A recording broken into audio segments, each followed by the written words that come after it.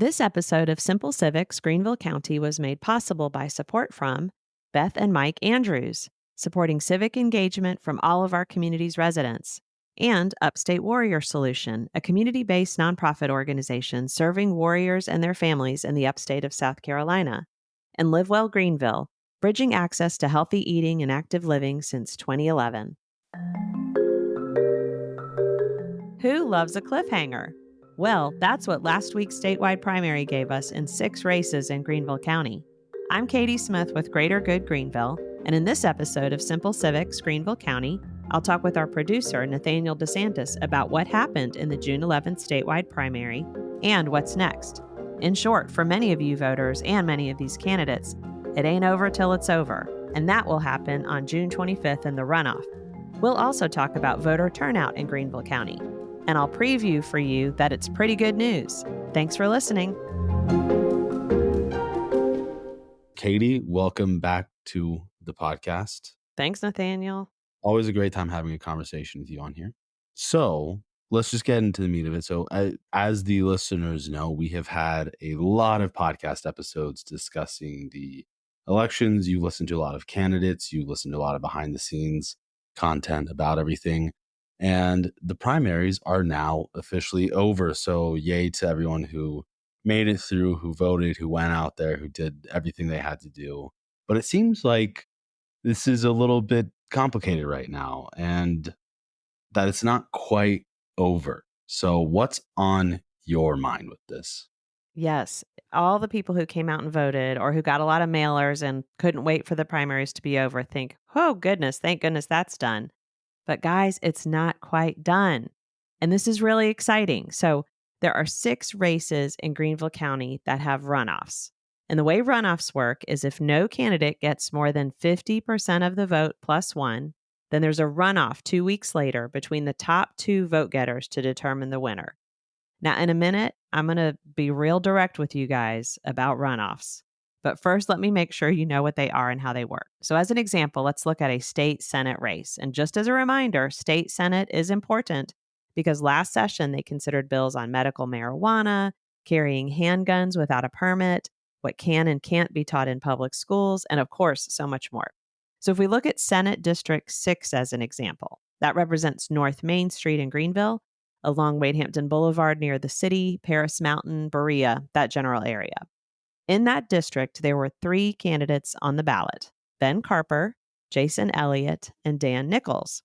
In that race, Jason Elliott received just over 48% of the vote, so just shy of that 50% plus one needed to win outright. And in second place was Ben Carper, that got just over 31% of the vote. So now those 2 gentlemen go to a runoff with early voting opening June 19th through the 21st. And then the runoff day on June 25th. That will determine who is in Senate District 6. The same is true in 5 more races in Greenville County. I'm going to go ahead and list them out for you so you can pay attention if this includes you. We have State House 28 in southern Greenville County between Chris Huff and Carrie Smith. We have County Council District 20 in the Taylors area between Alex Reynolds and Steve Shaw. County Council District 22 in the North Main area between Frank Farmer and Jay Rogers, County Council District 25 in the Pleasant Valley and Belle Meade area between Ennis Fant and Derek Quarles, and in the U.S. House of Representatives District 3 between Sherry Biggs and Mark Burns. So, 6 races that are not yet decided that are going to the runoff. Historically, our turnout tells me that most people, maybe most of you guys listening, think of voting in the runoff as like kind of the extra mile. Like you already did your thing. You're done. You don't want this extra credit. But y'all, the runoffs are when it gets exciting because it's like the overtime or the extra innings. In 2022, we had already pretty unimpressive turnout for the primary election of 14.4%. When we went to runoffs in both the Republican and Democratic parties, so really everyone had a reason to vote, we had an embarrassingly pathetic 7.9% participation, and that's rounding up.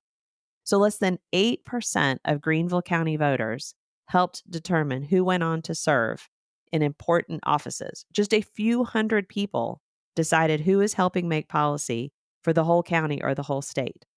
So let me continue with this sports analogy. How many of y'all have stayed up too late because the basketball game you were watching went into overtime, or you had to call your friends to tell them you'd be late for dinner because the football game was tied and you had to stick around a little longer? You don't turn off the TV because regulation time ended. That's when you ramp up the energy, right? You change seating positions in the den, or you flip your cap, or you be sure everyone keeps their legs crossed, just like they had it when your team hits a home run. With elections and you choosing the people who set the policies and fundings that you all either desperately want or complain about, when the buzzer goes off and it's a tie game, voters turn off the TV. They head out to the car to beat traffic. What? If you voted in the June 12th primary, there is zero excuse for you not to be voting in the runoff, because that's when it's getting real and getting exciting. Okay, here's another way the sports analogy holds. I personally am a terrible sports fan. I'm the one who's doing laundry or reading a book or scrolling on my phone in the middle of games while the rest of my family is riveted. But do you know what I do? When it goes into overtime or extra innings, I suddenly roll into the family room and sit down like I've been cheering the whole time, because now, for some reason, it matters to me and it's exciting. In our runoffs in South Carolina, you can do that too. If you didn't vote at all in the primary and didn't even pay attention, you can come and vote in the runoff and help determine the winner in overtime. How great is that? So then really quickly, let me ask, is there any situation in which you can't vote? Yes, you cannot switch primaries for the runoff. If you voted in the Democratic primary, you can't now go vote in the Republican primary. If you voted in the Democratic primary, you can vote in a Democratic runoff if there is one for you. But honestly, in Greenville County, there really aren't too many geographic areas, if any, if I can remember, that would even be possible in, because so many of our seats were not contested in the primary. So, for the most part, I would venture to say almost all of you can go vote in a runoff. So this sounds very important. Another very important thing for people to know on top of that are the details of this year's runoff. So could you remind us of that? Yes. So, you can vote early from June 19th through June 21st from 8:30 a.m. to 5 p.m. And then on runoff day, which is June 25th from 7 a.m. to 7 p.m., just like the regular primary or election. And scvotes.gov has all that information about where you can go, as does the Greenville County Election Commission. So how can people learn about these candidates? Well, we continue to be a resource for you. So we have our candidate lookup tool still available, and we'll link it in the show notes. You can just click on that and you will see who is still on the ballot, including a way to look up your sample ballot. So take a look, listen to the podcasts, read the transcript, look at their social media and their websites, and inform yourself or reinform yourself and get out there and vote. So something that is very interesting to me because and we'll get to this in a bit, but we get to see the data of how the podcast is doing, how the website is doing, how the YouTube is doing, which by the way, these are now on YouTube for anyone listening. And it in my eyes, in the back of my mind, I had a feeling this would be a good turnout. But I want to officially ask you, how did we do with the turnout? Was it good? Was it bad? Was it average? Tell us about that. Okay, Nathaniel, we did better. We went up from our 14.4% turnout in 2022 of just about 58,500 people to 17.4% turnout, or more than 58,000 people. That's almost 10,000 more people voting in Greenville County. Now, the results are not yet finalized. So, this is as of Friday, June 14th at noon. And this is from the State Election Commission. So, even as we speak right now, if you voted a provisional ballot, meaning maybe your address had changed or something was kind of screwy, that's all being resolved even as we speak, but it shouldn't change that outcome in any significant way. So again, you guys, almost 10,000 more people voted in this 2024 primary than 2022. And could not be more excited, because what we are is pro civic engagement, and y'all showed up. And that is what this podcast is all about, getting people involved. So, we love seeing that. We love seeing the increase because it's our civic responsibility and our civic duty. So that's great to see that happen. We love to see that. And I guess there might be people like me who might be wondering why an increase all of a sudden? Why we go up from 14.4% in 2022 to 17.4%? That's a pretty significant increase. So enlighten us. Why the increase? I think there were a lot of factors that added up to make it happen. Very important are the efforts of the candidates themselves. We had a good many contested races just on Greenville County Council, and these candidates beat the pavement. I mean, if you followed any of their social media, they were knocking on doors like crazy. They were holding, information sessions and meet and greets in their neighbors' houses. It is so impressive how many of them really got out there and beat the pavement. And they sent out a lot of mailers. Now, I know mailers might drive some of you crazy, but it did help people know that an election was happening and hopefully follow through on researching those candidates. So, first of all, obvious kudos and thanks to those people who raised their hand to serve and help spread the word. Second, I really like to believe that get out the vote efforts like ours and our partners with Vote GVL have really helped inform folks. I mean, the podcast, the candidate lookup tool that we made available, the boost we did of it on Facebook, we've had a ton of attention because of it. And I think when you hear your neighbors talking about it in ways like that, that hopefully make the process feel a little bit less complicated and confusing and more relevant, I hope that that helped too. And then thirdly, I really think it's you. It's you guys listening. You are spreading the word to your neighbors that this matters. You all who listen to Simple Civics Greenville County are ambassadors for the civic process. Our listenership, which is steadily growing, indicates that. And so I can't thank you enough because really word of mouth is the best way to get someone engaged in the civic process and to help inform them. So keep it up. And really, your next step as a civic ambassador is to tell people how important the runoff is. So please help spread the word. So, I mean, really, Nathaniel, you're on the data side of things. You get to see the back end of who's listening and who's engaging with YouTube and on our website. I'm supposing that all of that reveals that this is true, that our listeners are really engaged and growing? We are 100% definitely seeing that in the stats. I'm super excited that in 45 days, we got 38,000 hits. In that 45-day period, 38,000 hits across the podcast website, the podcast itself, and the podcast YouTube channel. So it just smashed all records. And I want to just clarify really quickly, because if you're not involved in this industry, you might be a little bit confused by how stats works. But I say 38,000 hits because it might be someone coming to the website, reading the transcript, and then they decide they want to finish off by listening to the episode. And that's 2 hits, right? So it might not be 38,000 individual people, but it is 38,000 hits overall. And that is, again, a record in that short amount of time for the podcast. Absolutely incredible. That's so great. I mean, thank you for your partnership, Nathaniel. And really, thank you to all of you who are turning up and helping spread the word. It really spread the word about government and civics and your role. That's what we're most excited about. So then, last question of the podcast for today.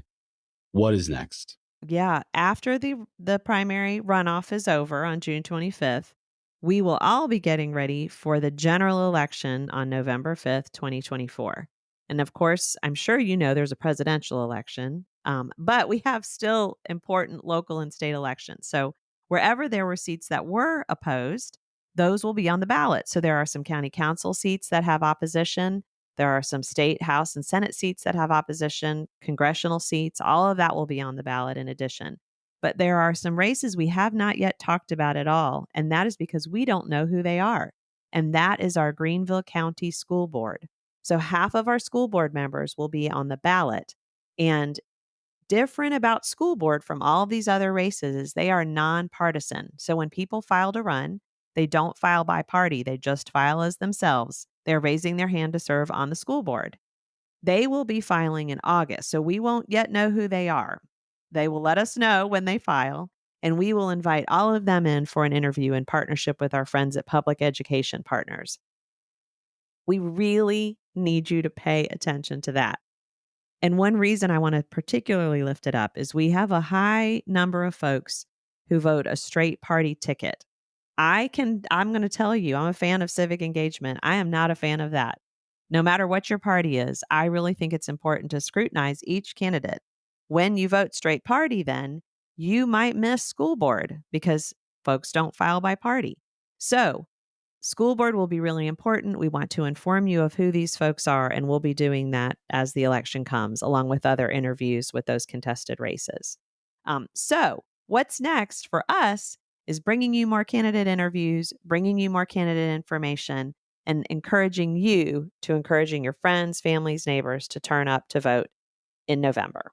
All right. Well, everyone, that is the end of today's episode. Thank you to everyone who showed up, went out, informed their neighbors, informed their friends, informed their family members, because we love seeing that number jump from 14.4% to 17.4%. Katie, thank you for all of the work that you do. I feel like you don't get enough credit sometimes, but this podcast would not be here without you and the work of Greater Good Greenville. So, thank you as always for your efforts as well.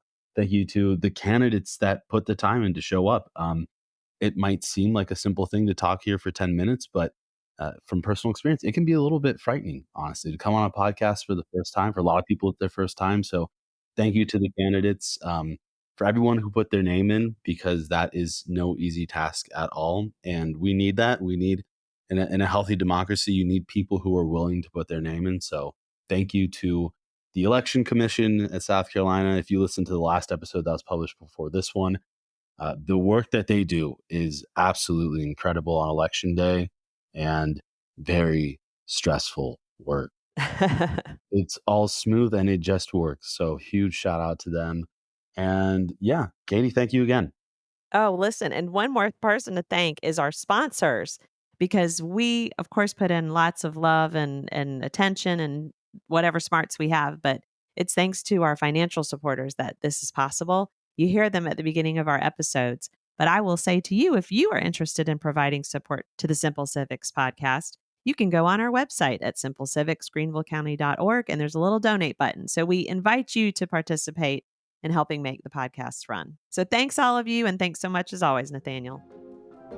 Simple Civics Greenville County is a project of Greater Good Greenville. Greater Good Greenville was catalyzed by the merger of the Nonprofit Alliance and the Greenville Partnership for Philanthropy. You can learn more on our website at greatergoodgreenville.org.